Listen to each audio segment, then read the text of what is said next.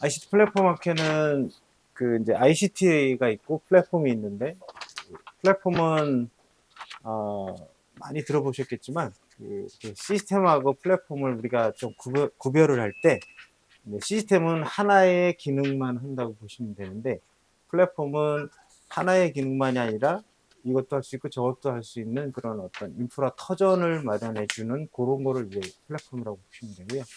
그래서 아주 쉬운 예를 들면 야구 경기장, 그리고 축구 경기장, 그러면 그거는 시스템 같은 거고요. 그 축구만 하고 야구만 하는 거니까. 근데 종합운동장 그러면 거기에 이제 공통 컴포넌트라는 게 뭐 관중석, 뭐 그다음에 평평한 땅, 그다음에 뭐 화장실, 주차장, 이런 어떤 공통으로 쓸 수 있는 컴포넌트들이 있고, 그다음에 오늘은 여기서 트랙 경기를 할 거다 그러면 트랙이라는 룰을 세팅하면 이제 트랙 경기장이 되는 거고, 여기서 야구를 할 거다 그러면 야구 세팅 룰을 세팅하면 이렇게 되고, 그런 걸 이제 그래서 반복적으로 쓸 수 있는 룰만 세팅을 다르게 하면은 공통 컴포넌트들을 같이 쓰면서 이것저것 할 수 있고 저것도 할 수 있는 이제 그런 거를 플랫폼이라고 얘기를 하는데, 앞에다가 뭘 붙이냐에 따라서 또 많이 달라집니다. 그래서 ICT 플랫폼 그러면 이제 ICT, 그러니까 정보통신 기술을 잘 이렇게 활용할 수 있게 만들어주는 터전을 ICT 플랫폼이라고 볼 수 있고, 여러분들이 경험하고 계시는 뭐 유통 플랫폼, 뭐 유튜브 같은 거는 이제 동영상 유통 플랫폼. 그래서 동영상을 자유롭게 누구나 참여해서 유통할 수 있게 만들면 이제 그때는 동영상 유통 플랫폼. 또 무슨 뭐 중계 플랫폼. 이게 다 앞에 뭐가 붙이냐에 따라서 그 목적을 달성하는 플랫폼이 되는 겁니다. 어, 플랫폼의 또 하나의 특징은 그 이제 에코시스템이라 그래서 참여하는 여러 이해관계자들이 그 서로 다 해피하고 뭔가 생태계 개념이 생깁니다. 아까 유튜브 예를 들은 거 여러분들도 아시니까, 거기 이제 유튜브를 올리는 크리에이터들도 자유롭게 돈도 안 내고 올리는 거죠. 그죠? 아주 편리하게. 컴퓨터 잘 몰라도 올릴 수 있게 그렇게 아주 쉽게 돼 있고, 그거를 보는 사람들도 다 프리로 그냥 공짜로 이렇게 다 보니까 또 해피하고, 그 다음에 거기다가 광고를 올리는 사람은 또 광고 올려서 또 좋고, 그거를 운영하는 구글 같은 경우는 뭐 또 더 해피하죠. 사람 많이 들어오면 그냥 자기들끼리 그냥 돈 벌어주고 있으니까. 이제 그런 것을 이제 우리가 플랫폼이라고 볼 수 있고요. 그래서 저 개인적으로도 저 고대식이라는 사람을 플랫폼으로 이용해라, 이렇게까지 제 친구들이나 후배들한테도 얘기하는데, 예, 그런 것처럼 플랫폼은 같이 상생하는 그런 모델이기도 하고, 그렇게 말씀드릴 수 있고요. IT 얘기를 앞에서 좀 해가지고 잘난 척을 해야 되겠다 그랬더니 IT 하시는 분도 오셨는데, 오늘 같은 IT 얘기 조금 하고, 그 스마트 병원, 뭐, 그리고 뭐, 조금 외람되지만 이제 의료 서비스의 미래를 점쳐보도록 그렇게 하겠습니다. 빅데이터, 그 다음에 이제 빅데이터 분석이라는 얘기를 IT 얘기할 때, 그리고 AI 얘기할 때 먼저 좀 얘기해야 되는데요. 빅데이터는 말 그대로 빅데이터니까 아주 규모가 큰, 볼륨이 큰 그런 거고, 근데 크지 않더라도 버라이어티 하면 또 무슨 예를 들면 우리들이 알고 있는 뭐 숫자라든가 문자라든가 이런 데이터만이 아니라 뭐 로그 데이터라든가 뭐 음성 데이터라든가 이미지 데이터라든가 이렇게 비정형 데이터라고 하는데, 이런 것들이 다 섞여 있고 이러면은 빅데이터라고 하고, 그 다음에 이제 데이터가 생성되는 속도나 처리하는 속도 이런 것들이 엄청 빠를 때 역시 또 그 벨로시티 조건을 만족하면 또 빅데이터라고 이제 이렇게 특성을 갖고 있고요. 빅데이터 분석을 얘기할 때는 저는 이제 이런 그림을 활용하는데, 뭐 쉽게 얘기하면 뭐그 황선별 영화에 보시면 이제 야 거시기 한데 아싸라게 거시기가 붙자 그러잖아요. 근데 그 거시기가 뭔데 이렇게 물어보는 사람 하나도 없고 다 알아듣잖아요, 그죠? 그때 이미 다 빅데이터 돌려서 여기서 거시기는 뭐고 여기서 거시기는 뭐고 이 거시기는 죽어도 모르겠다 뭐 이런 얘기 나오는 거예요. 그러니까 그런 그 순간적으로 돌리는 그 데이터들을 여러 개를 다 참고했을 때 더 좋은 예는 이제 요건데요. 이제 제가 오늘 아침에도 똑같은 일이 발생했는데, 출근하면서 엘리베이터 잡아놓고 다시 뛰어 들어가서 여보 저거 좀 줘봐 그렇게, 뭐 저만 그런지 모르겠는데 남자들은 왜 뛰어 들어가서 거기서 여보 열쇠 좀 줘, 자동차 열쇠 좀 줘 이렇게 안 하고 저거 좀 줘 그렇게 그 특정하지 않고 그냥 저거 좀 줘봐 이렇게 얘기하는지 모르겠는데, 하여튼 저가 그럽니다. 오늘도 제가 대중교통으로 하려다가 이렇게 찍어보니까 아슬아슬하더라고. 그래서 다시 뛰어 들어가가지고 여보 저거 좀 줘. 그랬더니 바로 열쇠를 들고 나오더래요. 자동차 열쇠를. 그러면 저희 집사람이 어떻게 제가 저거라고만 얘기했는데 열쇠를 들고 나왔을까요? 네? 어떻게 열쇠를 들고 나왔어요? 예, 그러니까 어떤 빅데이터를 들었어요? 예, 경험 데이터 또. 예, 경험 데이터 맞아요. 저 인간은 맨날 저렇게 빠뜨리고 그런 습관 데이터 뭐 이렇게 패턴이 있는 거죠. 예, 그거 맞고요. 또 상황 데이터. 그렇죠. 상황 데이터인데 그 상황 속에 좀 더 구체적으로 얘기하면 시간 데이터가 있고요. 예, 그죠. 아침에 출근하는 시간. 만약에 내가 밤 12시에 뭐 여보 저거 좀 줘봐 그러면 열쇠 안 가져올 겁니다. 그죠? 예, 그 시간 데이터가 있고 또 하나는 이제 장소 데이터. 내가 이게 나갔다가 다시 들어와가지고 이제 뭐 이렇게 했으니까 그 현관고라는 장소. 그러니까 만약에 내가 화장실에 앉아가지고 여보 저거 좀 줘봐 그러면은 열쇠 가져오면 그것도 또 이상한 여자죠. 그러니까 그 시간과 장소와 그 아까 말씀하신 이제 행동 패턴, 나의 특성, 뭐 평소에 하는 생활 패턴 이런 것들이 이제 변수가 막 이렇게 합해져서 분석을 하면 그러니까 저희 집사람이 아니라 제 아내는 그 순간에 엄청난 빅데이터를 돌려가지고 리얼타임으로 처리해가지고 딱 가져온 거예요. 예. 예. 그런 것을 이제 빅데이터라고 볼 수 있고요. 빅데이터 분석을 그렇게 할 때 사용하는 기법이 크게 나누면 두 가지가 있는데 하나는 통계적인 기법이고 하나는 그 머신러닝이라서 기계학습 기법이 있는 겁니다. 그 기계학습 안에 우리들이 지금 얘기하고 있는 AI라는 게 있는 거고 AI 분석이라는 게 있는 거고 빅데이터가 잘하는 거는 이런 것들 잘해요. 미래를 예측하는 거, 그다음에 어떤 그냥 뭐 소위 말하는 직관력이나 인사이트 어쩌고 이걸로 하는 게 아니라 데이터 기반으로 의사결정을 할 수 있게 도와주고 그다음에 이게 실시간도 데이터 분석을 우리가 할 때 이제 크게 두 가지로 얘기하는 하나는 모아서 한꺼번에 처리하는 이제 배치 처리라고 하는 그런 부분이 있고 데이터가 들어올 때 바로 리얼타임으로 처리하는 그런 부분. 맞춤형 서비스 같은 것도 이 데이터가 방대한 데이터를 각각에게 다 맞게 고대식 뭐 우리 우기조 이렇게 딱 맞게 그 사람한테 맞는 데이터를 분석하는 뭐 이런 것도 있고요. 심지어는 이제 옛날에 빅데이터 처음 나올 때 예시 나왔던 게 뭐냐면 미국에 그 사는 이제 그 16살짜리 중학생인가요? 16살짜리 중학생한테 그 임신하면은 먹어야 되는 뭐 칼륨 뭐 이런 부분에 대한 거가 월마트에서 이렇게 딜리버리가 됐어요. 딜리버리 된 게 아니라 이제 이런 거 먹어야 된다고 이제 홍보 기사가 와서 이렇게 안내 이렇게 광고가 이제 부모님이 보면서 우리 집에는 늙은 우리 부부하고 중학교 2학년이 아니라 16살짜리밖에 없는데 우리는 임신 대상자가 없는데 이런 걸 왜 보내냐고 그게 한 두 번 오니까 항의를 했습니다. 항의를 했더니 그 월마트에서 뭐라고 이제 해명을 했냐면 당신네 집에 있는 IP에서 타고 들어와서 우리 월마트에서 임신한 사람들이 먹는 약 뭐 이런 검색을 했다는 거예요. 그러면 이제 거기서는 그게 누구를 특정하지는 않았지만 이 집에 임신한 사람이 있구나 이렇게 예측을 한 거예요. 그래가지고 거기에 맞춰서 광고를 무조건 다 뿌리는 게 아니라 여기 임신한 사람이 있으니까 임신한 거에 맞는 칼슘이나 칼륨 어쩌고 하는 그런 거를 이렇게 포커싱해서 맞추면 서비스하는 그런 게 가능했던 거거든요. 오바마가 그 선거운동 할 때도 똑같이 이 집에는 요런 전단지 뿌리고 이 집엔 요런 데 맞추면 다 분석해가지고 했던 것처럼 그런 거고 숨은 니즈 발견도 빅데이터는 일반적인 통계 기법은 다 이렇게 샘플링 해가지고 하거든요.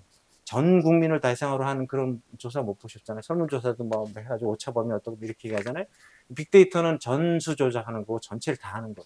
전체를 다 하면 아까 샘플링 할 때 소위 말하는 이제 아웃라이어라 해서 이제 이상치나 이렇게 경계 벗어나는 애들은 버리거든요, 데이터를. 근데 그게 어떤 때는 실제 중요한 데이터일 수 있는 거예요. 그 숨은 그야말로 뭐 해킹하는 애나 이런 데는 저기 숨어서 하나 이렇게 이상한 거 하나 있고 뭐 이런 거거든요. 그러니까 뭐 삼성까지는 아닌데 어떤 회사에서 어떤 직원이 밤 10시 되도록 퇴근을 안 하는 횟수가 이상하게 평소에 칼퇴근하던 친구인데 이게 늘어나더래요. 그런가 보다. 근데 또 그 친구가 뭐 복사를 뭐 평소보다 되게 많이 하더래. 그래서 뭐지? 그때 보니까 3달 있다가 사표를 내더래요. 그리고 나중에 알아봤더니 경쟁회사로 갔대요. 무슨 뜻일까요? 내부 기술 정보들을 열심히 몰래 카피해가지고 경쟁회사로 간 거예요. 예. 그러니까 그런 것 중에 이상 징후죠. 예. 그러니까 평소에 안 하던 야근을 하고 복사를 많이 하고 예. 그런 거가 증거로 이렇게 찾아낼 수 있는 예. 그런 것도 가능한 것이 빅데이터 분석이고요. 아까 말씀드린 것처럼 빅데이터 분석 방법 중에 머신러닝이라는 게 있어요. 머신러닝은 들어보셨겠지만 이것처럼 쉬운 그림이 없어서 이해하기 쉽게 해서 가져왔는데요. 사람이 학생이죠. 공부하는 학생이 뭐 문제집이나 교과서나 이런 걸 가지고 열심히 공부를 해서 어떻게 푸는 거구나 이렇게 해서 이해를 풀이하는 방법을 배우는 거죠. 그죠? 외운 사람들은 새로운 문제 나오면은 반밖에 못 맞춰요. 근데 풀이하는 방법을 이해하는 사람들은 다 뭐 새로운 문제가 주어져도 다 푸는 거죠. 그리고 기계학습이라는 것도 똑같아요. 기계가 학생이 아닌 사람이 아닌 기계가 데이터, 문제지하고 비슷한 데이터를 주면은 열심히 그걸 가지고 공부를 해서 그 데이터에 관련된 어떤 규칙을 알아내. 규칙을 알아내서 새로운 데이터를 집어넣으면 이거는 뭐 개다, 고양이다 이런 분류도 하고 또 내일 주가가 어떻게 될 것이다 예측도 하고 그런 것들을 하는 겁니다. 방금 말씀드린 기계학습에는 이제 지도학습, 비지도학습, 강화학습이라는 이제 학습하는 방법이 있고요. 지도학습은 답을 알려주고 이거는 개야, 이거는 고양이야 이렇게 답을 알려주고 계속 학습을 시켜서 새로운 고양이가 이렇게 데이터를 집어넣으면 이거 내가 공부했던 고양이구나 그래서 고양이에 대해서 답하고 하는 그런 형태가 지도학습이고요. 비지도학습은 그 답을 안 주고 그냥 알아서 네가 알아서 해봐 그래가지고 하면은 이제 군집화라는 클러스터링이라는 거 그래서 이렇게 이렇게 모양이 이렇게 이런 군 이런 집단으로 나눠지는구나 이렇게 하는 걸 하고요.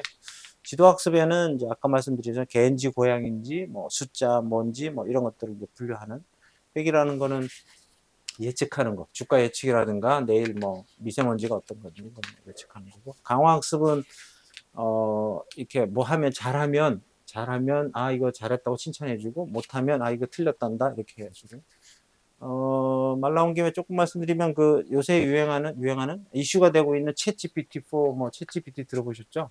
네, 얘는 이 세 가지를 다 쓴 거예요. 맨 마지막에는 뭘 썼냐면 저 강화학습을 썼어요. 강화학습을 2가지 방법으로 썼는데 하나는 컴퓨터, 머신러닝 AI를 하나는 하고 이게 맞았는지 틀렸는지를 체크하는 AI 모델이 있어서 서로 이렇게 경쟁적으로 체크하게 만들었고 또 하나는 그걸로 부족하니까 아예 사람을 시켜서 뭐 폭력적인 거나 뭐 무슨 뭐 정치적인 거 이상한 거 물어보면 이런 질문을 하는 거 아니야 이렇게 해가지고 아예 훈련을 강화학습을 때 새로 시켰습니다. 그래서 엉뚱한 질문하면 가끔씩 그건 제가 모른다는 얘기 하는 것도 그런 거기 때문에 그런 거고요. 이런 AI 기술은 5가지 기술이 있고 활용된 유형이 있고 우리들이 알고 있는 알파고나 여러분들 의사분들 많이 쓰시는 그 왓슨 암 진단하고 하는 이런 분들은 이제 전문가 시스템이라고 보시면 되고 지금 챗GPT 얘기하고 있는 그런 거 파파고가 번역하는 거 이런 거 이제 자연하고 개인지 고양이지 맞추고 이러는 거 이제 컴퓨터 비전이라고 보시면 되고 이 기술이 발전하는 그 AI도 한두 개가 아니고요. 뭐 예를 들면 아까 GPT가 바로 생성형입니다. 지가 알아서 만든. 다른 것들은 공부한 만큼만 이렇게 알려준 답에 의해서만 얘기하고 그러는데 이 생성형 AI가 생기면서 지금 우리가 충격을 받고 있는 이유가 뭐냐면 얘가 생성형이라는 게 공부한 걸 기반으로 자기 의견을 만들어내는 거예요. 새로. 그 만들어내는 게 물론 리얼인 것도 있지만 또 페이크인 것도 있고 뭐 정말 너무 가짜를 능청스럽게 진짜처럼 얘기하고 뭐 이런 문제도 있기 때문에 지금 이제 문제가 되고 있는 건데 그럼에도 불구하고 혹시 기회가 되시면 진짜로 한번 실제로 써보시면 사용해 보시면 아마 깜짝 놀라실 겁니다. 예, 저는 진짜 거짓말이 아니고 제가 1박 2일을 진짜 네가 이기나 내가 이기나 한번 해봤는데 제가 졌습니다. 깜짝 놀랐습니다. 제가 아는 지식이나 제가 이렇게 별걸 다 질문해봐도 대단한데 예. 의학도 오픈된 정보가 많기 때문에 아마 깜짝 놀랄 정도로 답을 잘 할 겁니다. 그러니까 얘가 학습하지 못하게 클로즈된 데이터들 그 영역을 물어보면 잘 몰라요. 근데 의학은 서양의 학문이기 때문에 서양 애들은 오픈을 많이 하거든요. 그래서 공부 많이 했을 거예요. 근데 우리나라 역사라든가 뭐 이런 거는 오픈이 잘 안 됐고 한국말 뭐 이런 한국어가 제대로 오픈된 게 없기 때문에 한국에 대한 거 물어보면 얘가 버벅거리긴 하는데 그렇지 않고 뭔가 제너럴하고 뭐 일반적인 거나 이런 그 미국 쪽에서나 이게 영어권에서 오픈된 데이터가 많은 분야는 얘가 진짜 깜짝 놀랄 정도로 전문가 역할을 하는 정도. 두 번째는 스마트 병원인데요. 뭐 스마트 병원은 일단 스마트니까 우리가 스마트 얘기하면은 그 두 가지가 이게 떠오르는데 하나는 뭘 가지고 똑똑하게 할 건가 그런 건데 이게 IoT라 그래서 이게 그 센서가 컴퓨터하고 연결되고 뭐 뭐야 데이터하고 연결되고 시스템하고 연결되고 이렇게 하면 어떤 일이 벌어지냐면 내가 사람이 뭔가 챙겨야 될 거를 센서가 알아서 챙기는 그런 상황이 됩니다. 그래서 알아서 뭔가 챙겨주는 뭐 예를 들면 체중계가 있는데 체중계에 올라가면 옛날에는 얼마네요 그래가지고 간호사분들이 이렇게 써야 되잖아요. 근데 이제 요게 IoT 기반으로 되면 올라가기만 해도 자동으로 연결돼서 이 손님은 이 환자는 체중이 얼마구나 이렇게까지 데이터로 기록까지 되는. 그리고 그게 필요하면 또 그 환자의 뭐 어떤 다른 데이터하고도 다 연동되고 그래서 뭐 어떤 나이 대비 뭐 체중 대비 키 대비 뭐 이렇게 해서 그런 것도 다 분석을 할 수도 있고요. 그래서 요거 지금 말씀드린 것처럼 사람이나 어떤 환경, 시스템, 뭐 환자, 뭐 이런 것들이 다 실시간으로 연결되는 어떤 그런 상황.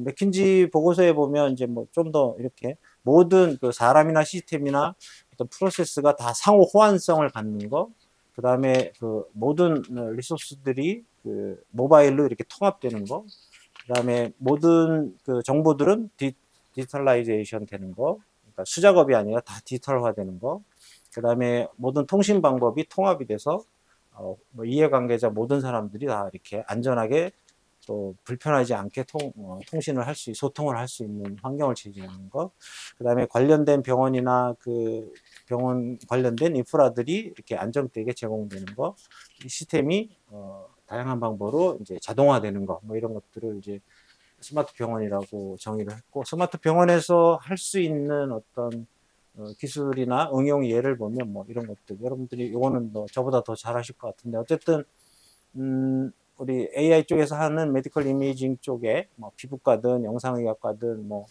이런 다양한 방법으로 이제 얘기를 할 수가 있고요. 어제 저녁에 저희 딸한테 잠깐 보여줬더니 병리학 분야에서 조직 슬라이드에서 종양이 나타나는 위치를 나타내는 과정 이건 틀린 것 같은데 아빠가 그러더라고요. 그래서 병리학에서는 위치를 찾아내는 건 아니고 그건 영상의학과나 여기서 찾아내고 병리학에서는 그냥 이게 종양인지 아닌지 뭐 이런 거를 찾아내는 거지 위치를 찾아내는 건 아니다 그러긴 하던데 어쨌든 그렇고요. 핑계금에 제 딸 자랑했습니다. 자연어 처리를 통해서 이제 전자 그 건강 기록 카드들을 자동으로 이렇게 인식하고 처리하고 하는. 그다음에 로봇을 이용해서 뭐 수술도 하고 저도 맹장 수술 그 복강경 했는데 그때 로봇으로 수술한다고 동의 받더라고요. 그런 거 했었고. 그다음에 스마트 침대가 병원에서 사용이 될 수 있고요.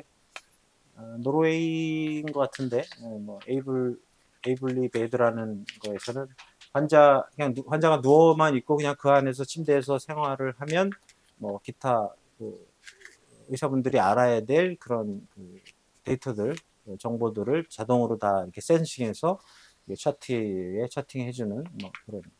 그리고 또 뭐 프레임이나 이런 것도 또 뭐 이렇게 유연하거나 이렇게 해가지고 뭐 넘어지나 이런 것도 도와주고 한다고 하네요.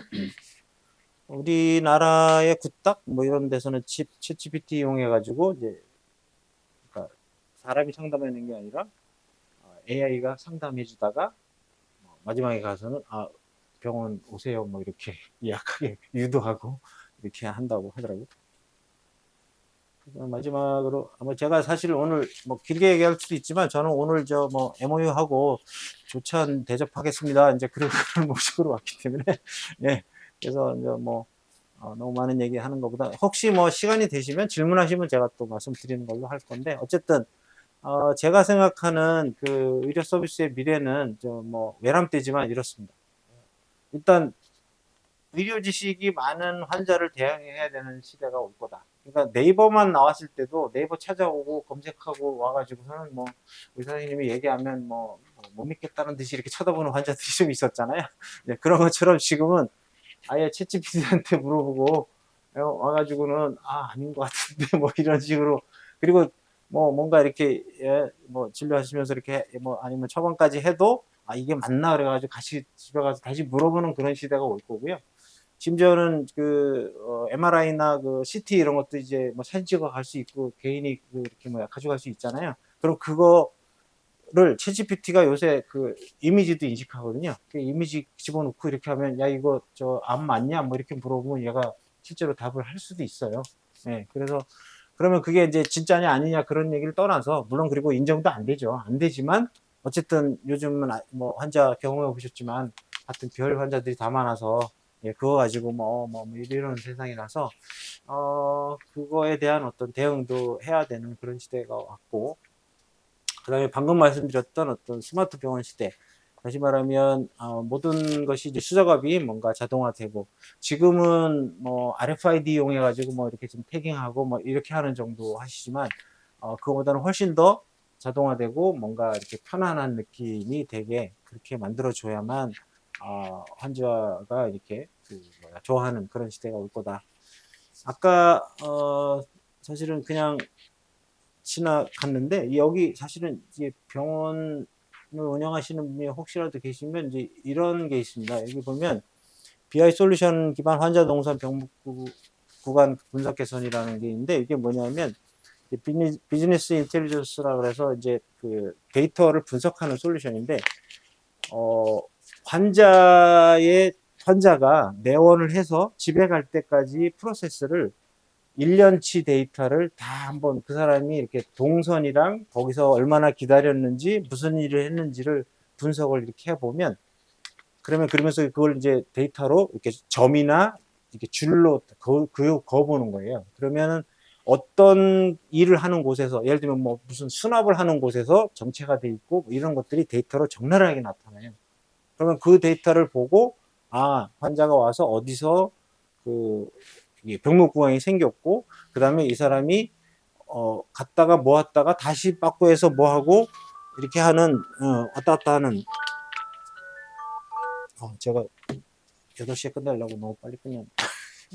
하여튼 그렇게 그 데이터가 나오거든요. 그러면 그거 가지고 말로가 아니라 우리 힘들어요가 아니라 그 데이터를 보면 그야말로 그 프로세스나 거기다 사람을 더 투입하거나 창구를 더 만들거나 이러는 게 데이터 기반으로 할 수 있는 거잖아요. 죄송합니다. BI 솔루션 BI가 비즈니스 인텔리전스입니다. 네, 비즈니스 인텔리전스인데 그 데이터 기반으로 그야말로 이제 비즈니스의 업무 프로세스를 개선하거나 할 때 사용하는 솔루션이라고 보시면 되고 그리고 뭐 RPA나 이건 이제 로봇 프로세스 오토메이션이라서 이제 로봇 자동화라 해서 이게 내 행동 습성을 컴퓨터가 이해해 가지고 내가 뭐 자동으로 칠 것들을 아마 이렇게 수작업 할 것들을 알아서 쳐주고 뭐 이러는 부분이고요. 의료 접근성도 무조건 개선될 거라고 저는 봅니다. 여러분들이 이렇게 이제 반대하고 계시지만 어떤 의료 취약 지역에 대해서는 무조건 원격 진료도 가능할 것이고 점점 이렇게 늘어날 거라고 보고요. 그 다음에 이제 AR이나 디지털 트윈 뭐 이런 메타버스를 이용한 뭔가 이렇게 시뮬레이션을 하는 학생들 의대생들 실습하고 그럴 때도 뭔가 이렇게 시뮬레이션을 아주 리얼한 상황에서 할 수 있는 상황 그런 것이 되고 고가의 장비나 시설 이런 것들을 모든 사람들이 다 이렇게 차려가지고 병원을 개업하는 것이 아니라 뭔가 이렇게 임대하고 이 병원도 이 정도 규모인데 예를 들면 이렇게 따져 보니까 몇 시간 이렇게 몇 시하고 몇 시 때는 뭔가 좀 이렇게 좀 비는 그런 노는 그런 공간이나 시간이 있다. 그럴 때는 이제 다른 의사분이 뭐 이렇게 거기를 쓸 수 있게 예를 들면 이렇게 대전에 있는 의사가 뭐 이렇게 환자가 서울에 있다 그러면 거기로 오세요 이렇게 해가지고 이렇게 하는 그런 어떤 공유 병원 개념도 생길 수가 있을 것이다 말씀을 드리고 그 다음에 이제 또 하나는 이거는 이제 제가 그린 그림인데 이제는 점점 노령화되고 그래가지고 집에서 그야말로 장기적으로 치료할 수밖에 없는 그런 환자들이 많이 생길 건데 이제 그거를 우리 디지털 트윈이라고 하는, 그러니까 디지털 트윈이 뭐냐면 이런 현재 우리 실상황을 컴퓨터로 그대로 옮겨놓은 걸 디지털 트윈이라고 보면 되는데, 그렇게 되면 이 환자가 예를 들면 대전에 어떤 아주 그 산속에 있더라도 이런 환경만 만들어주고 네트워크되고 이렇게 하면은 서울에 있는 병원에서 이 환자가 바로 옆에 내 병원에 있는 것과 같은 효과를 낼 수가 있는 그런 상황이 되고요. 그래서 그렇게 하기 위한 실제적인 그런 센서들이 다 그대로 올라오고 뭐 옆에 있는 것처럼 이렇게 동작할 수 있게, 그리고 그렇게 되니까 여러분들 이제 오해하시면 안 되는 게, 이 사람에 대해서 그럼 CCTV 계속 모니터링 24시간 하는 거냐 이렇게도 볼 수 있는데, 그렇지 않고요. CCTV는 있지만 사생활이 있는 거니까 이벤트가, 센싱을 통해서 이벤트가 발생했을 때, 이벤트라는 거는 위험하다든가 뭔가 모니터링이 필요한 그 순간이 되면 CCTV가 활성화되는 그런 식으로 해가지고, 그야말로 병원에 있을 때도 뭔가 사인이 있을 때만 간호사가 달려가는 것처럼 그럴 때만 CCTV가 켜지고 뭐 이렇게 하는 형태라고 보시면 되고요.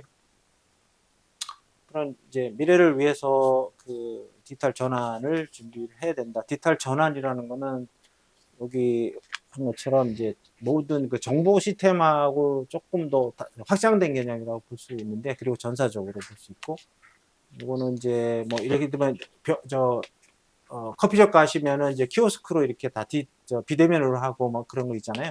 또 여기 뭐 모바일 신분증 뭐 이런 것도 있고, 이런 거라고 보시면 돼요. 어떤 업무 프로세스도 지금까지 해오던 프로세스가 5단계라 그러면 그걸 뭐 한 2단계는 없애버리고 3단계로, 그리고 나머지는 컴퓨터로 알아서 뒤에서 하게 만들고 하는 그런 거를 보시면 이상 마치겠습니다.